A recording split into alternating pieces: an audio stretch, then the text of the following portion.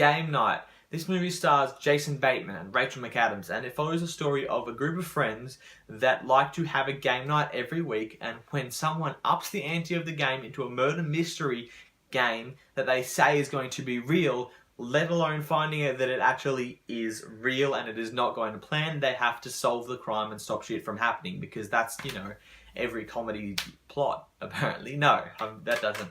It isn't. I know that. It's a totally weird left of field, but we've seen a kind of thing similar to that before. So, honestly, not huge expectations for this film. I thought it was going to be maybe run-of-the-mill comedy, guilty pleasure-ish, but I actually had a lot of fun with this film. I actually laughed and didn't feel bad about it, which is something I can't say for many comedies nowadays. A lot of the comedies I will see, I will either forget in a month, or I will have a couple of laughs and go, oh, it's like, that is such a bad joke, why am I laughing?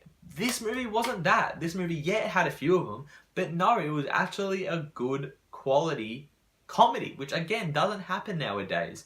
And when I was watching this movie unfold, okay, so obviously, as I said before, it is kind of a crime-based comedy, if that makes any sense, and that was something that I liked. And you get similar types to stuff like Having Horrible Bosses, The House, where they do kind of illegal stuff and play interplay comedy with them. But I didn't think it'd be as funny as it was. It really hit the right notes. The story was actually fun to follow. Stuff going down, the things that were happening was quite funny. Very unrealistic at points. They threw away a lot of logic with this movie, which is something you got to recognize. But again, I think when it delivers a comedy and actually delivers good comedy, I'm happy. And I never, haven't said that in a couple of years where I've, really enjoyed it and not felt bad about it. You know what I mean? I mean, I'm not going to go, just those shitty guilty pleasure laughs. I don't think this was it. Obviously, with any comedy, it is totally your taste.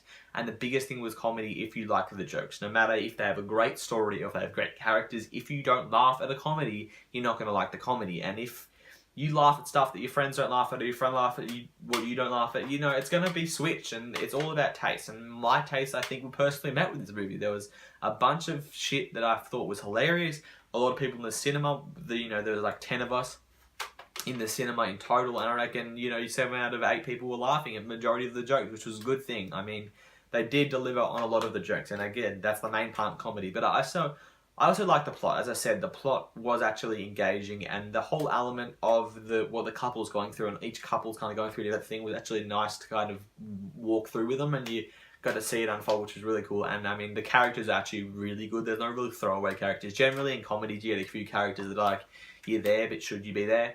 And I originally thought there was a few people that I was going to think that of, but no, Jason Bateman basically plays the same character Jason Bateman plays in every movie, the sensible guy that is in a funny movie. Rachel McAdams, quite funny in this. Surprising, because she's not, I wouldn't say she's a comedy actress at all. But then, the other, one of the couples with Lamorne Morris, and I don't know the other lady's name, they were quite funny with the stuff they were going through. And then the other dude with the blonde hair, which just hysterical, surprisingly. I thought he was going to be like the stupid character that no one cared about. He was very stupid, he was a dumb character, but he was very, very funny to watch. And even the neighbour that wasn't really part of the game night as such was very, very funny, very creepy. I've heard he's from Breaking Bad, but I think with a mix of great characters, actually engaging plot, and some jokes that really worked, I think this is one of the best comedies that I can remember watching like the last year and a bit. So that says something, definitely, and also says something about how good how good comedies are lately. But I'm giving Game Night a B-. As I said, guys, comedies generally, you have to base them off how much you laugh and what you really think. No matter what the race, if you don't laugh, you're not going to like it. And generally with the ratings I sit at, you're going to look at a C- to a C+ is going to be, there's your spectrum. You got your good comedy, C+, your average comedy, your C, and your C-, your bad comedy. Then you got your really bad, which is into the Ds. And then I think a B- or a B rarely happen, but there you go, you've got one for Game Night. Surprisingly good, so definitely check it out. I would recommend this movie because I think it was hysterical. Thank you guys for watching.